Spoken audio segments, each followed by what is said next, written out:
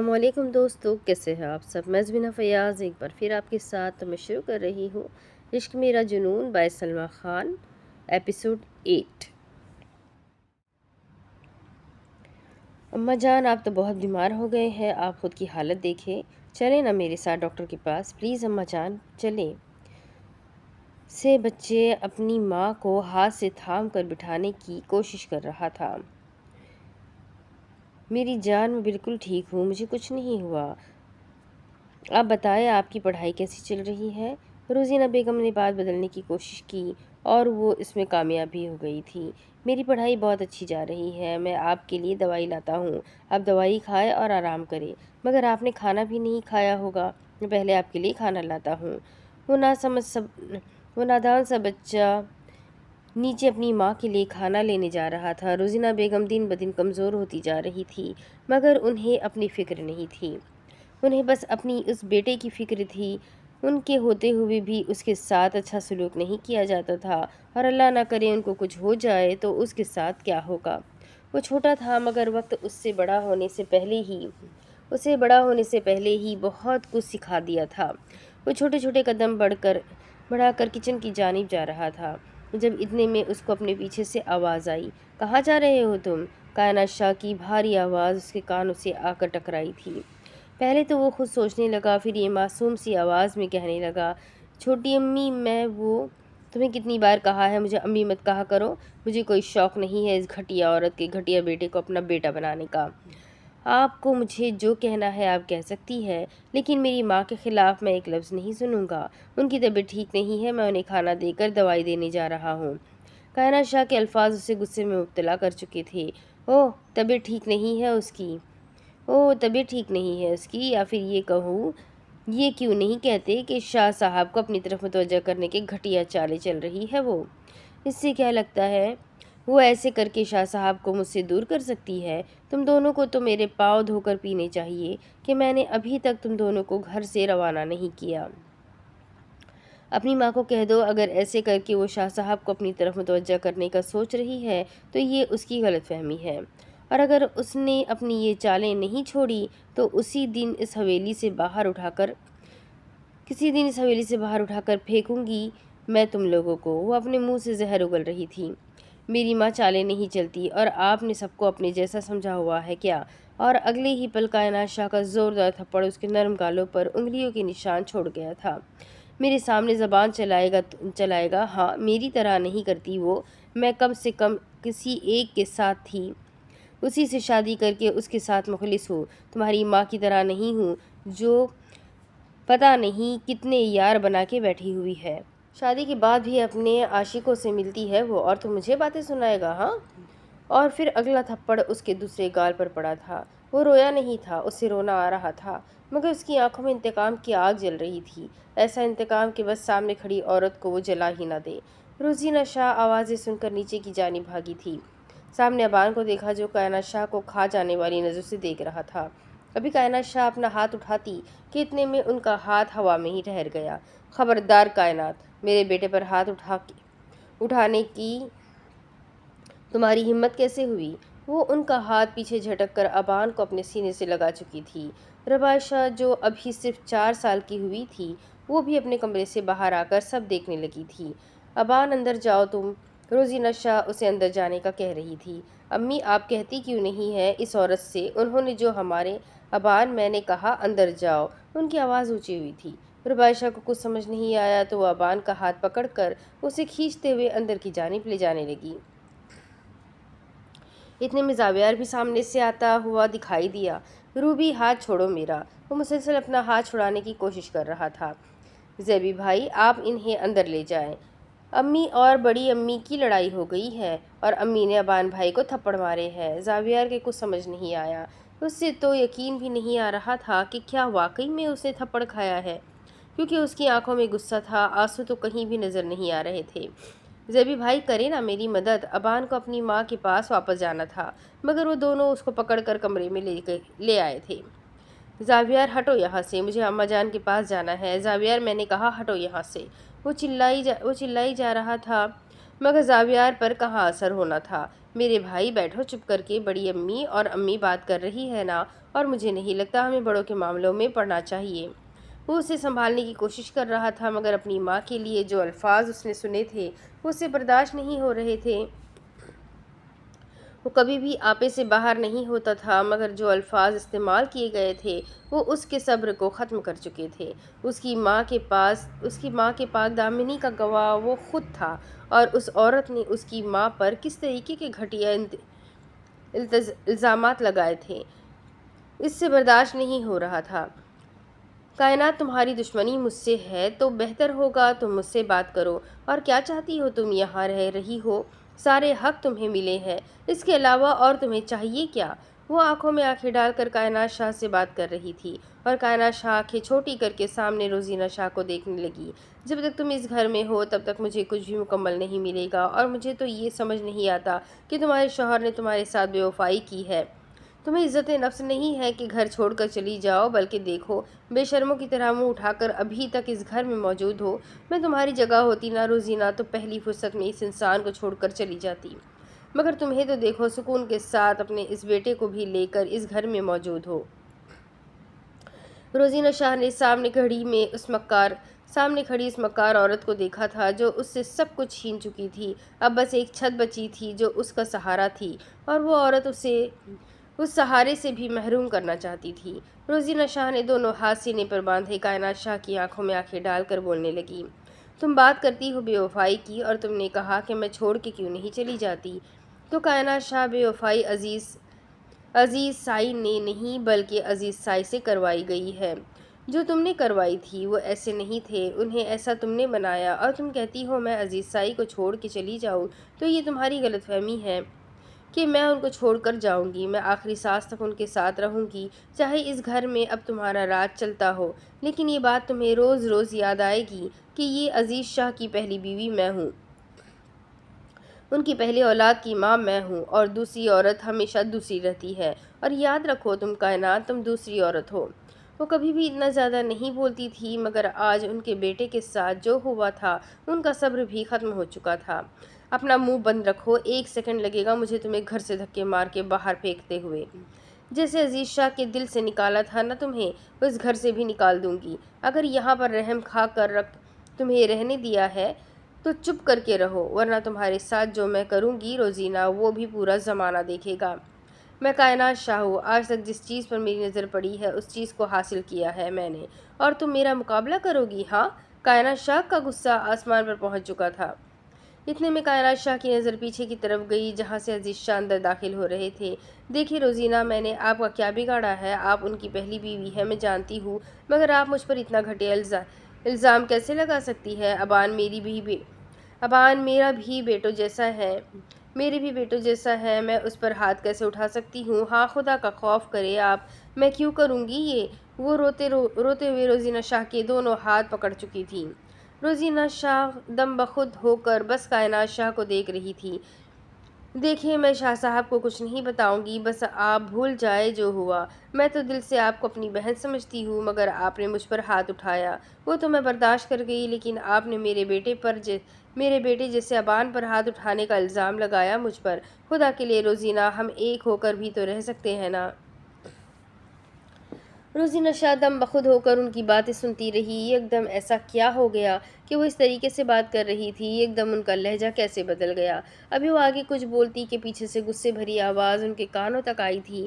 جیسے ہی انہوں نے اپنا رخ بدل کر پیچھے کی جانب دیکھا تو عزیز شاہ کو دیکھ کر وہ بالکل ہی ٹھہر گئی تھی، البتہ کائنات شاہ کے چہرے پر فاتحانہ مسکراہٹ تھی۔ عزیز شاہ غصے سے آگے بڑھنے لگے، شاہ صاحب آپ غلط سمجھ رہے ہیں، ایسا کچھ نہیں ہے جیسا آپ سمجھ رہے ہیں۔ تم نے کائنات پر ہاتھ اٹھایا؟ روزینہ تم ایسے کیسے کر سکتی ہو؟ میں نے ہرگز نہیں سوچا تھا کہ تم ایسی جاہلانہ حرکت کرو گی۔ میں تو تمہیں پڑھی لکھی سمجھدار عورت سمجھتا تھا، اور تم نے اس پر ہاتھ اٹھایا اور اس پر الزام لگا رہی ہو کہ اس نے ابان کو مارا۔ آواز اتنی زور سے تھی کہ کمرے میں سے وہ تینوں بھی باہر آ چکے تھے۔ شاہ صاحب میں انہیں معاف کرتی ہوں، آپ پرسکون ہو جائیں، میں نہیں چاہتی اس گھر کا سکون برباد ہو، جو ہو گیا اسے بھول جائیں۔ وہ مگرمچھ کے آنسو بہاتے ہوئے انہیں پرسکون کرنے کی کوشش کر رہی تھی، یا کوشش نہیں بلکہ ڈرامہ کر رہی تھی۔ ابان اپنی ماں کو منت کرتے ہوئے دیکھ رہا تھا۔ شاہزائی دیکھے، میں نے ایسا کچھ نہیں کیا، یقین کریں مجھ پر، آپ اتنے سالوں سے میرے ساتھ رہ رہے ہیں، آپ کو کیا میں ایسی لگتی ہوں؟ یقین کریں مجھ پر۔ وہ عزیز شاہ کے سامنے اپنی بے گناہی ثابت کرنے کی کوشش کر رہی تھی، مگر وہاں پر موجود اس فرد کو کہاں اس پر یقین تھا۔ آج تم نے جو حرکت کی ہے نا روزینہ، میرا دل کر رہا ہے کہ ہاتھ پکڑ کے تمہیں باہر پھینکوں۔ اس حویلی کی عورتوں کو یہ چیزیں زیب نہیں دیتی، اور اگر کوئی ایسی حرکت کرے تو اسے اس حویلی سے بے دخل کر دینا چاہیے۔ میرا تو دل چاہتا ہے کہ میں تمہیں ابھی کے ابھی اس حویلی سے نکال دوں۔ اور یہ تھی سید ابان شاہ کے صبر کی حد۔ اگر حویلی سے ہی نکالنا ہے بابا سائی تو اس عورت کو کیوں نہیں نکالتے؟ اس نے نہ صرف مجھے مارا بلکہ اماں سائی پر اتنا گھٹیا الزام لگا رہی ہے۔ آپ کہہ رہے ہیں کہ شاہ خاندان کی عورتوں کوئی چیزیں زیب نہیں دیتی، تو صحیح کہا آپ نے، یہ عورت واقعی میں شاہ خاندان سے نہیں ہے، تبھی ایسی گھٹیا حرکتیں کر رہی ہے۔ اور اگلے ہی پل زوردار تھپڑ اس کے گال پر مارا گیا۔ ربائی شاہ نے آگے بڑھ کر عزیز شاہ کو روکنا چاہا۔ بابا سائی نہیں، بھائی کو کچھ مت کرے، مگر وہ کہاں سننے والے تھے۔ ایک اور تھپڑ اور پھر تھپڑوں کی بارش ہو گئی تھی۔ روزینہ شاہ تو حیران ہو کر اپنے اس شوہر کو دیکھ رہی تھی جنہوں نے کئی سال پہلے وعدہ کیا تھا، شاہ سائی اگر ہمارے بچے کوئی شرارت کریں گے تو میں ان کو ماروں گی، اور اگر ہم نے ان کی بات کو نظر انداز کیا تو وہ سر پر چڑھ جائیں گے۔ وہ کپڑے سمیٹتے ہوئے عزیز شاہ کو بتا رہی تھی، جو بستر پر لیٹے موبائل چلا رہے تھے۔ ان کی بات اور موبائل کو ایک طرف رکھ کر ان کی طرف متوجہ ہوئے۔ خبردار روزینہ کہ میرے بچوں پر ہاتھ اٹھانا تو دور کی بات، تم نے اگر اونچی آواز میں بات تک کی نا تو اچھا نہیں ہوگا۔ شاہ جی، بچے جب غلطی کرتے ہیں تو انہیں… ابھی وہ اپنی بات مکمل کرتی کہ عزیز شاہ نے بیچ میں ٹوک دیا، اگر بچے کوئی غلطی کرتے ہیں تو انہیں پیار سے سمجھانا چاہیے، نہ کہ انہیں مار کر۔ اور بات رہی میرے بچوں کی تو انہیں مارنا تو دور کی بات، کسی نے اونچی آواز میں بات تک کی تو اچھا نہیں ہوگا۔ اور روزینہ شاہ ان کی بات پر مسکرانے لگی تھی۔ دیکھیں گے، ہاں دیکھ لینا۔ چند سال پہلے کی باتیں ان کے ذہن میں گھوم رہی تھی۔ کہاں وہ پہلے یہ بات کیا کرتے تھے کہ میرے بچوں پر اگر کسی نے ہاتھ اٹھایا یا پھر اونچی آواز میں بات کی تو اس کے ساتھ اچھا نہیں ہوگا، اور آج وہ خود اپنے بیٹے پر تھپڑوں کی بارش کر رہے تھے۔ وہ حیران تھی۔ آج پہلی بار انہیں لگا تھا کہ وہ حقیقت میں ہی عزیز شاہ کو کھو چکے ہیں۔ کائنات سے شادی کرنے کے بعد بھی انہیں ایک یقین تھا کہ عزیز شاہ ان کے ہے، چاہے دوسری بیوی آ گئی تو کیا ہوا، پہلی بیوی کا مرتبہ ہمیشہ اوپر ہوتا ہے، اور وہ ان کے اولاد کی ماں ہے، پہلی اولاد کی، تو وہ ہرگز انہیں نہیں کھو سکتی۔ مگر آج انہیں احساس ہو رہا تھا کہ وہ سب کھو چکی ہے۔ ابان بس مار کھائے جا رہا تھا۔ عزیز شاہ کو پتہ نہیں کون سی بات اتنی ناگوار گزری تھی کہ اپنے بیٹے پر یوں برس پڑے تھے۔ کائنات شاہ سینے پر بازو لپیٹے وہ منظر دیکھ رہی تھی۔ دل میں اندر تک خوشی داخل ہو چکی تھی، سب کچھ ان کا تھا، اور آج تو یہ ثابت ہو چکا تھا۔ بابا سائی نہ کرے، زاویہ اور ربائی شاہ دونوں ہی ابان کو پیچھے کی طرف کھینچ کر عزیز شاہ کے سامنے سے ہٹا چکے تھے، اور یہ بات کائنات شاہ کو ناگوار گزر رہی تھی۔ بڑی محبت جاگ رہی ہے اپنے سوتیلے بھائی سے، وہ دونوں کی طرف دیکھ کر سرگوشی والے انداز میں کہہ رہی تھی۔ وہ مار کھا رہا تھا اور انہیں سکون محسوس ہو رہا تھا۔ جب وہ دونوں اسے پیچھے کی جانب لے گئے اور مار ختم ہوئی تو یکدم پھر سے کائنات شاہ کے دل میں جلن کی آگ بھڑک اٹھی تھی۔ ربائی شاہ تو باقاعدہ رونے پر آ گئی تھی۔ اپنے بھائی کو اس حال میں دیکھنا اس کے لیے ہرگز ایسا آسان نہیں تھا۔ اس کے دونوں گال لال ہو چکے تھے، مگر وہ لڑکا رویا نہیں تھا۔ اس کے تو اندر نفرت پل رہی تھی جو آج اور بڑھ چکی تھی۔ یکدم روزینہ شاہ کسی خواب کی کیفیت سے باہر آئی، ابان کا ہاتھ پکڑا اور اسے کھینچتے ہوئے سیڑھیوں کی جانب چلی گئی۔ عزیز شاہ کائنات شاہ کو بازو سے تھام کر یقین کروا رہے تھے کہ ان کا مرتبہ یہاں پر سب سے اوپر ہے۔ کوئی بھی ان پر الزام لگا کر انہیں عزیز شاہ کے دل سے نہیں ہٹا سکتا۔ وہ عزیز شاہ کے دل پر راج کرتی ہے، اور ان کے چہرے پر فاتحانہ تاثرات تھے۔ وہ بالکل مہارانیوں کی طرح چلتے ہوئے اب اپنے کمرے کی جانب جا رہی تھی۔ پیچھے وہ دونوں کھڑے رہ گئے۔ وہ اچھے طریقے سے جانتے تھے کہ ان سب میں غلطی نہ ہی روزینہ شاہ کی ہے اور نہ ہی ابان کی، مگر وہ کچھ نہیں کر سکتے تھے کیونکہ سامنے ان کی ماں تھی۔ دانی، دانی، دانی! وہ دونوں گھر داخل ہوتے ہی اسے پکارنا شروع ہو چکے تھے، مگر اس کا تو کچھ اتا پتہ ہی نہیں تھا۔ آدم نے چوکیدار کو بلایا تھا جو اب ان کے سامنے حاضر تھا۔ روز کو کافی پریشانی ہو گئی تھی کیونکہ رات بہت ہو گئی تھی اور وہ گھر میں نہیں تھی تو کہاں تھی؟ چوکیدار ان کے سامنے موجود تھا۔ دانین، دانین بیوی کہاں ہے؟ آدم نے رعبدار آواز میں کہا تھا۔ چوکیدار 2 منٹ خاموش رہا اور پھر بولنا شروع ہوا۔ دانین بیوی تھوڑی دیر پہلے اپنا سامان لے کر یہاں سے جا چکی ہے۔ میں نے انہیں روکنے کی کوشش کی مگر وہ نہیں رکی۔ سامان ان کے پاس تھا۔ میں نے بڑے صاحب کو فون کر کے بتایا تو انہوں نے بھی بس اس بات کو نظر انداز کیا۔ چوکیدار جتنا جانتا تھا وہ ان دونوں کو بتا چکا۔ آدم نے اس کو واپس جانے کا کہا تھا۔ آدم وہ کہاں گئی ہوگی؟ ہمیں بھی بڑی مشکل سے ٹکٹ ملی ہے اور اس شہر میں وہ انجان ہے۔ کہاں ہوگی وہ؟ اور سب سے بڑی بات کہ وہ گئی کیوں ہے؟ وہ تو ہمارا انتظار کر رہی تھی نا کہ ہم ٹکٹ لے کر آئیں گے پھر ہمارے ساتھ جائے گی۔ اور چوکیدار کہہ رہا تھا کہ وہ روتے ہوئے گئی ہے۔ آدم مجھے پریشانی ہو رہی ہے۔ اگر اس کے ساتھ کچھ ہوا نا تو یاد رکھنا میں کسی کو نہیں چھوڑوں گی۔ وہ آہستہ آہستہ اپنے اصلی روپ میں آ رہی تھی۔ روز 2 منٹ کے لیے پرسکون رہو، مجھے سوچنے دو۔ اگلے ہی پل ابان اپنے کمرے سے باہر آیا۔ ان دونوں کو پریشان دیکھ کر آہستہ آہستہ قدم بڑھاتے ہوئے ان لوگوں کے قریب آیا۔ کیا کوئی مر گیا ہے کہ تم دونوں اتنے پریشان ہو؟ وہ ٹانگ پر ٹانگ رکھتے ہوئے سگریٹ جلا کر کش پر کش لے رہا تھا۔ ڈیول بھائی، دانی کا کچھ پتہ نہیں ہے۔ ہم نے اسے کہا تھا ہمارا انتظار کرنا مگر ہمارے آنے سے پہلے ہی وہ کہیں جا چکی ہے۔ اور چوکیدار کہہ رہا ہے کہ وہ سامان لے کر چلی گئی ہے۔ مجھے تو بہت پریشانی ہو رہی ہے۔ وہ اپنی ساری بات اس کے گوش گزار کر چکی تھی۔ کچھ پل پہلے ہوا واقعہ ابان کی آنکھوں کے سامنے آیا تھا۔ کیسے اس لڑکی نے اسے تھپڑ مارا اور پھر اسے اسی کے ہی گھر میں باتیں سنا کر چلی گئی۔ اسے تو غصہ ابھی بھی اس لڑکی پر تھا مگر وہ ان لوگوں کو یہ بتا کر اور پریشان نہیں کر سکتا تھا کہ وہ بغیر بتائے چلی گئی ہے، یا پھر وہ یہ نہیں بتا سکتا تھا کہ اس لڑکی نے اسے تھپڑ مارا، یعنی بلیک ڈیول کو ایک لڑکی نے تھپڑ مارا جس سے سب لوگ ڈرتے ہیں، جس کا نام سنتے ہی لوگ پناہ مانگتے ہیں۔ اس سے ایک لڑکی نے اسی کے ہی گھر میں تھپڑ مار کر چلی گئی۔ وہ یہ بات ہرگز کسی کو نہیں بتانا چاہتا تھا۔ اس نے کہا تھا اس کے گاؤں سے کوئی آیا ہے تو وہ اس کے ساتھ جا رہی ہے، تو پھر وہ اس کے ساتھ چلی گئی۔ اس نے اپنی طرف سے چند لفظ بنا کر ان دونوں کو بتا دیے تھے۔ دونوں کی آنکھوں میں حیرت تھی۔ لیکن ڈیول بھائی، چوکیدار تو کہہ رہا تھا کہ وہ اکیلی گئی ہے اور وہ روتے ہوئے گئی ہے، تو پھر کیسے؟ اور یہی سوال آدم کے بھی ذہن میں تھا۔ میں نے تم لوگوں کو کہا کہ اسے گاؤں سے کوئی لینے آیا تھا، میں نے یہ نہیں کہا کہ گھر پر کوئی آیا تھا۔ وہ اپنی ماں کی وجہ سے پریشان تھی اس لیے رو رہی تھی۔ جب اسے پتہ چلا کہ وہ مین روڈ پر آیا ہے تو سامان لے کر چلی گئی۔ وہ ان کی اس تفتیش سے پریشان ہو گیا تھا۔ مختصر سے لفظوں میں جان چھڑانا چاہا مگر وہ دونوں کہاں جان چھوڑنے والے تھے۔ لیکن ڈیول بھائی، وہ ہمیں بتا تو سکتی تھی نا، کتنی مشکل سے ہم لوگ ٹکٹ لائے ہیں، اور بتانا تو چھوڑو، وہ ہم سے مل کر تو جاتی۔ پتہ ہے وہ سالہ دے نہیں رہا تھا۔ ہاں بالکل تو میڈم نے گن اس کی کنپٹی پر رکھی۔ یہ ٹکٹ دے گا یا تجھے اوپر کی ٹکٹ دے دوں؟ اس بیچارے کے چہرے پر پریشانی تو چھوڑو، پتہ نہیں کون سے تاثرات آ رہے تھے۔ اپنی جان بچانے کے لیے ایک ٹکٹ دے ہی دی، اور دیکھو تمہارا اتنا سب کچھ کرنے کا بھی کوئی فائدہ نہیں ہوا، وہ تو چلی گئی۔ آدم کو جب پوری تسلی ہو چکی تھی تو وہ اب پرسکون تھا کہ وہ اپنے گھر جا رہی ہے، اور آدم کو یقین تھا کہ وہ وہاں جا کر ضرور خیریت کی اطلاع کرے گی۔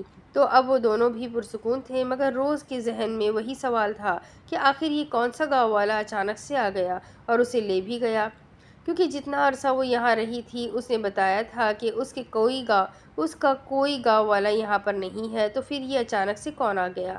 مگر ابھی وہ زیادہ سوال نہیں کر سکتی تھی۔ رات بہت ہو چکی تھی تو وہ دونوں بھی اپنے کمرے کی جانب بڑھ گئے تھے۔ جب پیچھے سے ڈیول کی آواز ان کے کانوں تک آئی تھی، کل اپنا بوریا بستر اٹھا کر یہاں سے چلتے بننا، جس وجہ سے تم دونوں کو یہاں روکا تھا وہ وجہ ختم ہو چکی ہے، تو اب اپنا راستہ ناپو اور کھسکو میرے گھر سے۔ وہ یہ کہہ کر جا چکا تھا اور پیچھے وہ دونوں دانت چباتے ہوئے رہ گئے۔ وہ لڑکی جا چکی تھی اور بلیک ڈیول نے جھوٹ بولا تھا مگر اسے افسوس بھی نہیں تھا۔ اسے تو یہ بھی نہیں پتا تھا کہ وہ لڑکی کہاں ہے، وہ کس حال میں ہے۔ بلیک ڈیول نے زندگی میں پہلی بار جھوٹ بولا تھا اور وہی جھوٹ اسے اندر سے کھا رہا تھا مگر اسے خود کو نارمل کرنا آتا تھا۔ تو یہ کشتی یہیں ختم ہو گئی اور بہت چھوٹی ہے، تو میں اگلا ایپیسوڈ یعنی کہ ایپیسوڈ 9 بھی اسی کے آگے سٹارٹ کر دیتی ہوں، ٹھیک ہے؟ کائنات شاہ کے روز کی باتوں سے اب وہ پریشان ہو چکا تھا۔ اب تو وہ ایموشنل بلیک میل کرنے پر آ گئی تھی کہ اگر جنت سے شادی نہیں کی تو وہ خود کو کچھ کر لے گی۔ مگر تھا تو وہ ان کا ہی بیٹا، اچھے طریقے سے اپنی ماں کو جانتا تھا۔ آج اس کا شہر جانے کا ارادہ تھا۔ وہ شہر کیوں جانا چاہتا تھا یہ بات کائنات شاہ اچھی طریقے سے جانتی تھی، اور یہی بات انہیں بری لگتی تھی، بلکہ بری بھی نہیں، آگ لگا دیتی تھی۔ جس عورت کو گھر سے نکالنے کے لیے انہوں نے اتنا سب کچھ کیا تھا، اس عورت کے بیٹے پر دونوں بہن بھائی جان چھڑکتے تھے، اور یہی بات انہیں آگ لگا جاتی تھی۔ آج کس لیے وہ شہر جا رہا تھا وہ اچھے طریقے سے جانتی تھی، مگر ان کا بیٹا ان کی بات تھوڑی ماننے والا تھا۔ بچپن سے ہی صرف اپنی ماں کو ظلم کرتے ہوئے ہی دیکھا تھا۔ عزت تو وہ کرتا تھا، مگر دل سے عزت ایک حد تک ختم ہو چکی تھی۔ انہوں نے بچپن سے لے کر اب تک صرف لوگوں پر ظلم ہی کیا تھا، اور گھر کے بچوں نے بچپن سے انہیں ایسا ہی پایا تھا۔ عزت تھی مگر صرف بولنے کو۔ وہ ان کے دل میں ہمیشہ سے ابان اور ان کی ماں کے لیے نفرت بھرتی رہی، مگر انہوں نے ان کی باتوں پر کبھی غور نہیں کیا، کیونکہ وہ اچھے طریقے سے جانتے تھے وہ مزید کسی بحث میں نہیں پڑنا چاہتے تھے۔ مختصر سے جواب دے کر وہ وہاں سے جانا ہی اس نے بہتر سمجھا۔ اب اس کا رخ ساحل کی طرف جانے کا تھا، کیونکہ کافی عرصے سے وہ اس سے نہیں ملا تھا، اور یہی بات زاویار کو پریشان کر رہی تھی۔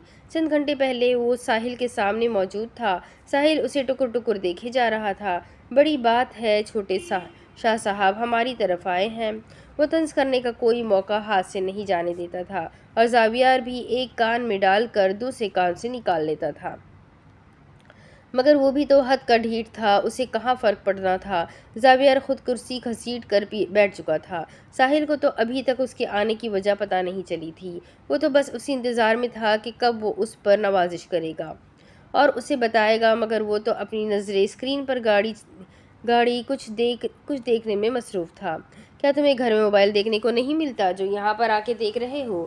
وہ اب اسے دیکھ کر تھک چکا تھا۔ زاویار نے کوئی تاثر نہیں دیا۔ وہ اسی طریقے سے نارمل بیٹھا ہوا۔ میرے صبر کی حد ختم ہو چکی ہے۔ اگر وجہ بتانی ہے آنے کی تو بتاؤ، ورنہ دفع ہو جاؤ یہاں سے۔ وہ اب تھک کر بول رہا تھا۔ شہر جا رہا ہوں، اس نے مختصر جواب دیا۔ ہاں تو کیا راستہ نہیں پتا جو مجھ سے پوچھنے آئے ہو؟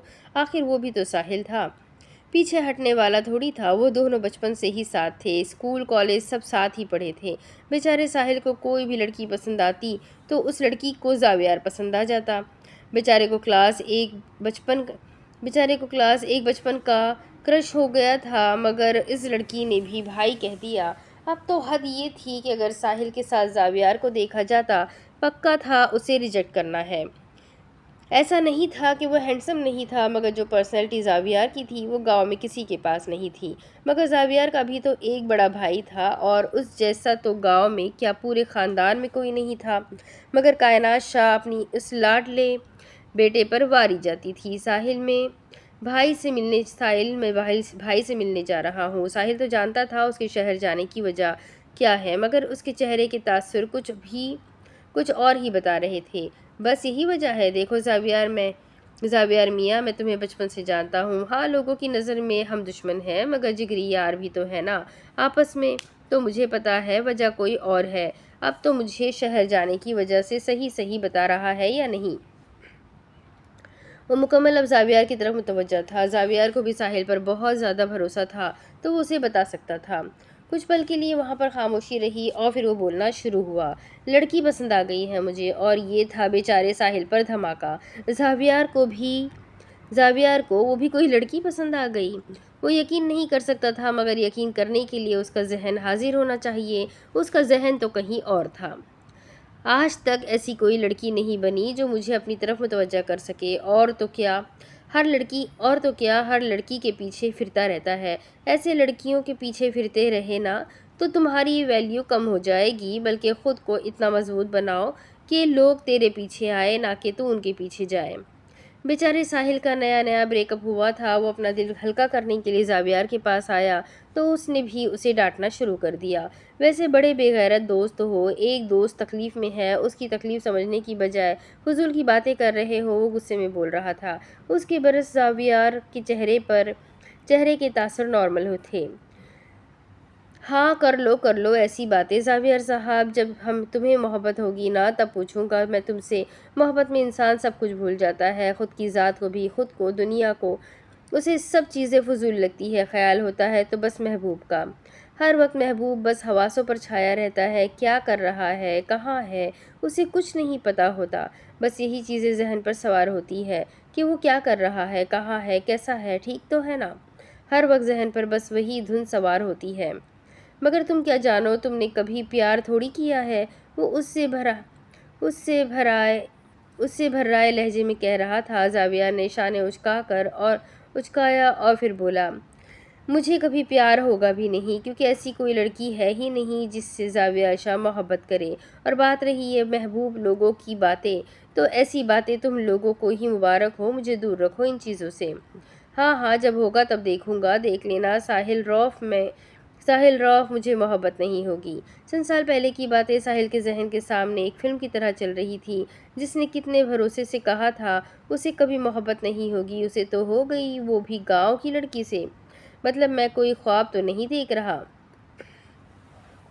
وہ خود بھی نہیں سمجھ پا رہا تھا کہ وہ کیا کہہ رہا ہے۔ ساحل کے بچے تم میرے ساتھ چل رہے ہو یا نہیں، یہ بتاؤ۔ وہ اب اصل مدعے پر آیا تھا۔ بھائی، لڑکی کو تم نے دیکھا ہے، میں نے تھوڑی دیکھا ہے جو مجھے لے جانا ضروری ہے۔ جاؤ دیکھ لو، مل جائے گی تمہیں۔ وہ اپنی طریقے سے اسے صحیح مشورہ دے رہا تھا۔ بے غیرت آدمی، تم پولیس والے ہو اور تمہاری مدد سے جلدی پتہ لگا سکتا ہوں اس لڑکی کا۔ اور میرے بھائی، تم عزیز شاہ کے بیٹے ہو جس کی جیب کے اندر ساری پولیس والے رہتے ہیں، اور تمہیں میری مدد کی ضرورت ہے؟ مطلب میں تو حیران ہوں۔ وہ کرسی پر ٹانگ رکھے مزے سے اسے دیکھ رہا تھا۔ آج اس کے چہرے پر پریشانی تھی جو ساحل نے پہلے نہیں دیکھی تھی۔ مگر بہت لمبی لمبی باتیں کرتا تھا نا، اب آیا اونٹ پہاڑ کے نیچے، اب ہو گیا نا اس کو محبت کا بخار۔ ساحل تو یہ وقت انجوائے کر رہا تھا، اتنے سال بعد اسے موقع ملا تھا اپنے دوست کو تنگ کرنے کا، تو وہ ویسے بھی چھوڑنے والا نہیں تھا۔ زاویہ 10 منٹ مزید وہاں رکا اور پھر اٹھنے لگا جب اسے پیچھے سے ساحل کی آواز سنائی دی، دیکھو آج تو میں تھوڑا مصروف ہوں، کل 10 بجے تک چلتے ہیں۔ اور زاویہ کے چہرے پر ایک مسکراہٹ آئی جو ساحل نے محسوس کر لی تھی۔ تیرے ساتھ جہنم میں بھی چلا جاؤں گا میری جان، تو فکر کیوں کرتا ہے؟ ہاں ہاں، دیکھ لیا ہے تیرا جہنم میں جانا، تیرا تو ٹھکانہ بھی وہی کا ہی ہے، مر جا۔ اور وہ جو خوش زاویہ کے ساتھ کل جانے کو تیار تھا، اگلے ہی پل 100 گالیاں خود پر بھی بھیجی تھی، دفع ہو جاؤ۔ میں ہی تیری محبت میں مرا جا رہا تھا، سوچ رہا تھا دوست ہے، یار ہے اپنا، لیکن نہیں، تجھے کوئی ایسی بات کر کے موڈ کا بیڑا غرق کرنا ہی تھا۔ وہ بیچارہ پیچھے سے بڑبڑاتا رہ گیا اور زاویہ ہنستا ہوا بیٹھ چکا تھا اور گاڑی میں بیٹھتے ہی گاڑی کو زن سے آگے بڑھا چکا تھا۔ ہائے لڑکی تھی کہ پتہ نہیں کیا، جب سے دیکھا ہے حواسوں پر سوار ہے، کیا کروں سمجھ ہی نہیں آ رہا۔ سب مجھے کہتے ہیں میں تو ویلن ہوں، لیکن اپنی کہانی کا تو میں ہیرو بنوں گا، لیکن بنوں کیسے؟ دشمن کی بہن ہے، پھوٹی قسمت۔ پہلی دفعہ محبت ہوئی وہ بھی دشمن کی بہن سے۔ دل تو چاہ رہا ہے گھر سے اٹھا لوں، مگر بات تو وہی آئے گی نا کہ وہ راضی نہیں ہے، کیا کروں؟ ذوالفقار کتنے دنوں سے بس ربائشہ کے بارے میں سوچ رہا تھا۔ اس نے ہر طریقے سے سوچ لیا تھا وہ کیسے اسے حاصل کر سکتا ہے، مگر ہر طریقے سے ہی اس سے ناکامی کا سامنا ہوا تھا۔ اب تو یہ بات بھی مشہور تھی کہ زاویار کی شادی ہونے والی ہے، اور اس کی شادی کے بعد تو اس کی بہن کی باری ہے۔ یہ بات اس کی راتوں کی نیندیں اڑا چکی تھی۔ ابھی وہ انہی خیالوں میں تھا کہ جب باہر سے چیخنے چلانے کی آوازیں آئی۔ وہ سب سوچوں کو جھٹکتے ہوئے باہر کی طرف بھاگا تھا، جب سامنے دیکھا تو ایک لڑکی اپنے کندھے پر دوپٹہ رکھے ہاتھ کے پاؤں میں گڑ گڑا کر رو رہی تھی۔ حاتم صاحب اسے بار بار اٹھ جاؤ بیٹی کہہ رہے تھے، مگر وہ اٹھنے کو تیار ہی نہیں تھی۔ ذوالفقار یہ معاملہ سمجھ نہیں پا رہا تھا۔ ماہی بھی دوپٹہ درست کرتے ہوئے آواز سن کر باہر نکل آئی تھی، بڑے مالک، اس نے مجھے کسی کو منہ دکھانے کے قابل نہیں چھوڑا، مجھ سے محبت کے دعوے کرتا تھا اور میرے جذبات کے ساتھ کھیل گیا۔ میں جانتی ہوں وہ شاہ صاحب کے گاؤں رہتا ہے، لیکن کہتا تھا میں سب سنبھال لوں گا۔ میں بھروسہ کرتی گئی، وہ مجھے بھروسہ دلاتا گیا، اور کل رات اس نے مجھے بلایا تھا، میں بھی محبت میں ماری۔ محبوب نے پکارا تو جھلوں کی طرح بس اس کے پیچھے چل دی۔ پھر اس نے میرے ساتھ زبردستی کی، میں اس سے منع کرتی رہی، مگر محبت ہوتی ہی ایسی چیز ہے، محبوب اگر غلط کرنے کو بھی کہے تب بھی انسان کر دیتا ہے، کیونکہ محبت ہے اور اس کی محبت میں نے غلط قدم اٹھا لیا، اور اب وہ مجھے کہتا ہے کہ وہ اپنے گھر والوں کی مرضی سے شادی کرے گا۔ ہماری شادی ممکن نہیں ہے۔ اب بتائے میں کیا کروں؟ میرے پاس تو کچھ بھی نہیں رہا، نہ میرے پاس میری عزت رہی، نہ میرا وقار، اور نہ میں کسی کو منہ دکھانے کے قابل رہی۔ میں اب آپ کے پاؤں میں گڑ گڑا کر انصاف کی دہائیاں دے رہی ہوں۔ میں غلط تھی، اگر اتنی بڑی سزا کی مستحق نہیں تھی۔ خدا کے لیے مجھے انصاف دلائے۔ وہ روتے روتے بس دہائیاں دیے جا رہی تھی۔ کتنا گھٹیا آدمی ہے، ماہی نے بے اختیار دل میں سوچا تھا۔ ذوالفقار نے اپنے ہاتھ کی مٹھی زور سے بند کر کے دیوار پہ ماری۔ اسے حقیقت میں غصہ آ رہا تھا۔ اس کے ہی گاؤں کی لڑکی کے ساتھ غلط ہوا تھا، اور اسے محبت کے یہ خواب دکھانے والا زاویار شاہ کے گاؤں والا تھا۔ ذوالفقار آگے بڑھا اور دوپٹہ اس کے کندھوں سے اٹھا کر اس کے سر پر رکھ کر اپنا شفقت بھرا ہاتھ اس کے سر پر رکھا۔ صبر کرو بہن، تمہیں انصاف ضرور ملے گا، مگر غلط تم بھی ہو، یہ بات جانتی ہو۔ اگر تم شادی سے پہلے اسے سارے حق دے دو گی تو کوئی بھی مرد شادی کے لیے تیار نہیں ہوگا، کیونکہ مرد کے اندر بھی درندہ ہوتا ہے، اور اس درندے کو جب وہ ساری چیزیں دے دی جائے جو وہ چاہتا ہے تو پھر اسے اس چیز سے کوئی سروکار نہیں رہتا۔ سب مرد ایک جیسے نہیں ہوتے، مگر آج کے دور میں سارے آپ کے جسم کے بھوکے ہوتے ہیں۔ اگر کوئی مرد آپ سے سچی محبت کرتا ہے تو وہ کبھی تمہارے نام نہیں خراب کرے گا، نہ تمہاری عزت، لیکن جب تک تم نامحرم ہو اسے خوف ہوگا کہ کہیں اسے تم سے کوئی چھین نہ لے۔ وہ تمہیں اپنا بنانے کی کوشش کرے گا، محرم بنانے کی کوشش کرے گا، تم سے نکاح کرے گا۔ وہ محبت ہوتی ہے، محبت نکاح کے رشتے میں ہوتی ہے۔ اللہ تعالیٰ نے بہت طاقت رکھی ہے اس رشتے میں، اور اگر کوئی مرد تمہارے لیے اپنے گھر والوں کے سامنے کھڑا نہیں ہو سکتا تو زندگی کے کسی موڑ پر بھی تمہارے لیے کھڑا نہیں ہو سکتا۔ اور کہتے ہیں نا، بزدل مرد سے بہتر ہے پھانسی کے پھندے پر چڑھ جاؤ۔ زاویار اس سے بالکل اپنی بہنوں کی طرح سمجھا رہا تھا۔ اس لڑکی کے آنسو تھم چکے تھے۔ وہ جانتی تھی کہ وہ غلط ہے، وہ جانتی تھی کہ جتنی غلطی اس کی ہے اتنی غلطی اس کی بھی ہے، مگر وہ کیا کر سکتی تھی ان باتوں سے؟ مرد کو زیادہ فرق نہیں پڑتا کیونکہ وہ مرد ہے، مگر ان باتوں سے عورت کا کردار خراب ہونے میں 2 منٹ لگتے ہیں۔ یہ بات وہ لڑکی اب جان چکی تھی۔ بابا صاحب کل جرگہ بلائے اور یہ ساری باتیں اب وہیں پر ہی حل ہوگی۔ ذوالفقار ایسا ہی تھا، کبھی بہت زیادہ مزاحیہ بن جاتا تھا اور کبھی اتنا سخت بن جاتا تھا کہ گھر والے بھی اس سے خوف کھانے لگتے تھے، اور بات جب اپنے گاؤں والوں کی آ جائے تو ذوالفقار حاتم علوی پیچھے ہٹنے والوں میں سے نہیں تھا، اور یہی خاصیت اسے سب سے نمایاں کرتی تھی۔ چند پل بعد سارا معاملہ ایک خط کے ذریعے لکھ کر شاہ حویلی میں بھیج دیا گیا تھا۔ وہ خط حاتم علوی نے عزیز شاہ کو لکھا تھا، اور اس جرگے میں زاویار کو ہونا بھی لازمی تھا۔ زاویار نے جب وہ خط پڑھا تو فوراً اس لڑکے کو اپنے سامنے حاضر کرنے کا حکم دیا، اور چند پل بعد وہ لڑکا سامنے حاضر تھا۔ وہ ہاتھ باندھے سر جھکائے ان کے سامنے ادب کے ساتھ کھڑا تھا، مگر اس کا یہ روپ زاویار کو طیش میں مبتلا کر رہا تھا، کیونکہ اگر یہ سچ تھا تو اس لڑکے نے اپنی موت کو خود دعوت دی تھی۔ زاویار نے اس سے سارا معاملہ پوچھا۔ اس لڑکے نے بھی لا علمی کا مظاہرہ کیا۔ وہ صاف مکر چکا تھا، مجھے اس معاملے کے بارے میں کچھ بھی نہیں پتا۔ وہ لڑکی میرے پیچھے لگ گئی تھی، لیکن میں جانتا تھا کہ وہ دوسرے گاؤں سے ہے، وہاں پر شادی ممکن نہیں ہے، اور ویسے بھی میرے گھر والے تو میری شادی ہمارے خاندان میں کروانا چاہتے ہیں۔ تو میں نے اسے بتایا، مگر اس نے کہا کہ وہ کسی بھی طریقے سے مجھے حاصل کرے گی اور ہر حد کو پار کر دے گی۔ مجھے حاصل کرنے کے لیے وہ کچھ بھی کر سکتی ہے، مگر شاہ جی مجھے یہ نہیں پتا تھا کہ وہ اس حد تک چلی جائے گی۔ ابھی وہ آگے اپنی صفائی میں کچھ بولتا کہ زاویار نے ایک زوردار تھپڑ اس کے منہ پر دے مارا۔ تم کہہ رہے ہو ایک لڑکی خود اپنا کردار خراب کر رہی ہے؟ کیا اس لڑکی کو نہیں پتا یہ بات ہمارے گاؤں تک آئے گی، اور یہ بات آگے کئی لوگوں کو پتا چلے گی، اور وہ لڑکی تمہیں پاگل نظر آتی ہے کہ جان بوجھ کر اپنی عزت خراب کرے گی تمہیں حاصل کرنے کے لیے؟ وہ سچ میں غصے میں اچکا تھا۔ لاکھ دوسرے گاؤں والوں سے دشمنی سہی، مگر وہ ذوالفقار کو اچھی طریقے سے جانتا تھا۔ ذوالفقار بغیر کسی ضروری مسئلے کے کوئی جرگہ نہیں بلاتا، اور اگر اس نے جرگہ بلایا ہے تو ضرور معاملہ اہم ہوگا، اور اس معاملے سے اس کا تعلق بہت مضبوط ہوگا۔ مگر یہ لڑکا پوری طریقے سے مکر چکا تھا، اور یہ بات زاویار کو اور غصے میں مبتلا کر رہی تھی۔ تم کل جرگے تک اسی حویلی میں رہو گے؟ اسی حویلی میں رہو گے، خبردار اس حویلی سے ایک پیر بھی باہر نکالا، کل تمہارا فیصلہ جرگے میں ہی ہوگا، اور دعا کرو کہ فیصلہ تمہارے حق میں آئے، کیونکہ اگر تمہارے حق میں نہیں آیا تو اپنے ہاتھوں سے تمہیں دوسرے گاؤں کے حوالے کروں گا، اور پھر وہ لوگ تمہارا کیا حشر بنائیں گے تم اچھی طریقے سے جانتے ہو۔ اپنی بات کر کے اب وہاں سے اٹھ چکا تھا، پیچھے وہ لڑکا بس اپنا انجام سوچتا رہ گیا۔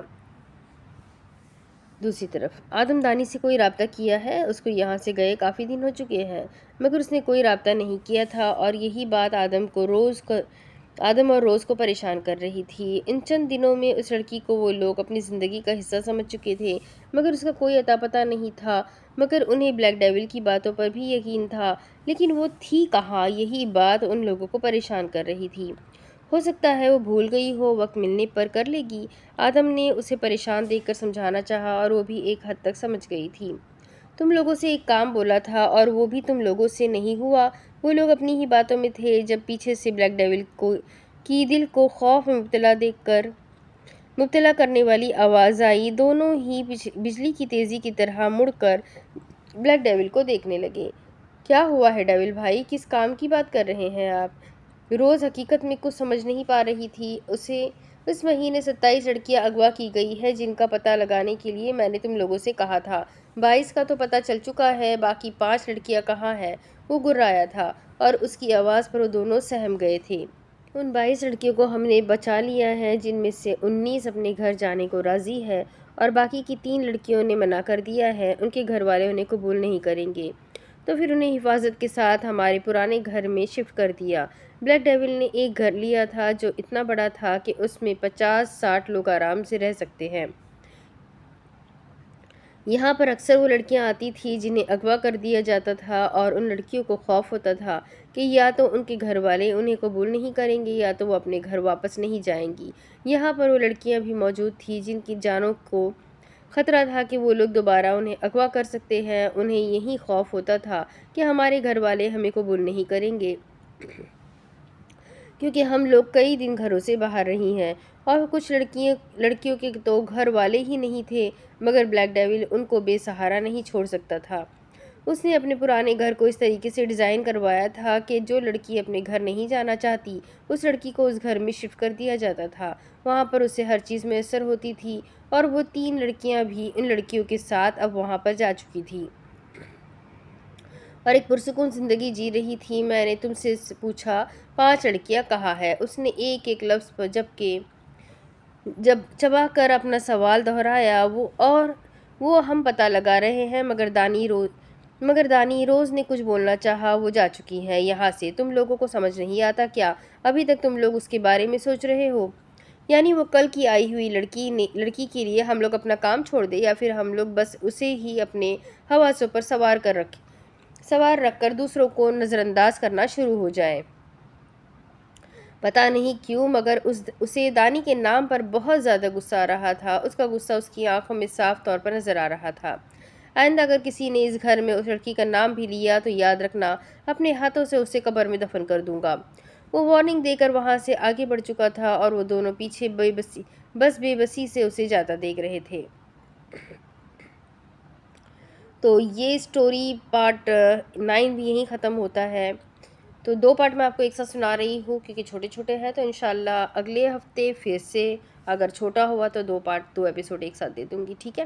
تو چلے جلدی مجھے کمنٹ کر کے بتائیں کہ آپ کو یہ ناول کیسا لگ رہا ہے، ساتھ ہی ساتھ ویڈیو کو ضرور لائک کر دیا کرے۔ آپ لوگ کمنٹ بھی کرتے ہیں لیکن ویڈیو کو لائک نہیں کرتے، تو پلیز لائک کر دیں، چینل کو سبسکرائب کر دیں، بیل آئیکن کو ضرور دبا دیں۔ ملتے ہیں اگلی ویڈیو میں، تب تک کے لیے اپنا خوب سارا خیال رکھیں۔ اللہ حافظ۔